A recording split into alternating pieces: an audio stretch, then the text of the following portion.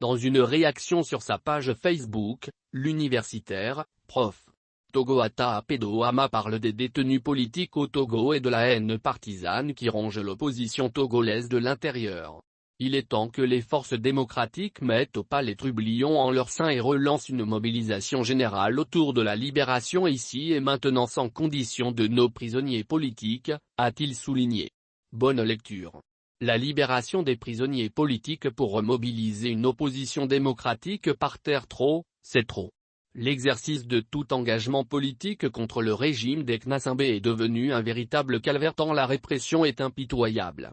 Après le chef de parti Djimon Oré, vient le tour de Jean-Paul Oumoulou, un responsable de la DMK, d'être embastillé. Dans une démocratie, on ne collectionne pas les prisonniers politiques qu'on exhibe comme des trophées ou des prises de guerre. Seuls les terroristes connaissent des privations de liberté. Tant que la justice sera à la botte du pouvoir usurpé, aucune décision de justice concernant un procès politique ne peut être crédible. Si le pouvoir illégitime peut se permettre ces enlèvements d'opposants sans crainte de toute riposte politique, c'est le fait de la décomposition de cette frange de l'opposition qui a choisi délibérément et en toute irresponsabilité de s'auto-détruire dans une guéguerre picrocoline. Cette bataille de chiffonnier dont on se demande si ce n'est pas le pouvoir qui en tire les ficelles, est un crime, une trahison vis-à-vis de la lutte de libération du peuple togolais. Les Togolais n'ont pas adhéré à ces partis pour qu'ils détruisent l'opposition démocratique, mais pour chasser la dictature militaire. Ce faisant, ils ont trahi leurs propres militants.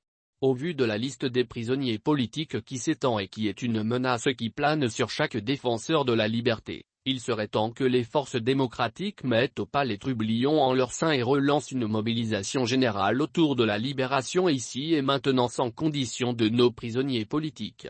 Tous ceux qui, aveuglés par la haine partisane, suivent des leaders sans honneur dont les arguments du débat politique s'enlisent dans la pornographie, les coups bas sous la ceinture, les calomnies grotesques, l'indignité et la vie privée, doivent se recycler ailleurs dans le domaine des ordures. Cette opposition-là, dans laquelle les Togolais ne se reconnaissent plus, est devenue un sujet de honte. Comment peut-elle sacrifier ses propres prisonniers politiques au profit de l'autodestruction ? Après la présidentielle volée de février 2020, l'animosité, la jalousie, l'arrogance, les frustrations, le dénigrement systématique et les provocations entre la DMK et la honte délégitimée les leaders et les états-majors de ces deux camps devenus des ennemis mortels. Et Faure Gnassingbé, l'ont-ils oublié ou en ont-ils fait un démocrate? La dictature militaire, appartient-elle au passé?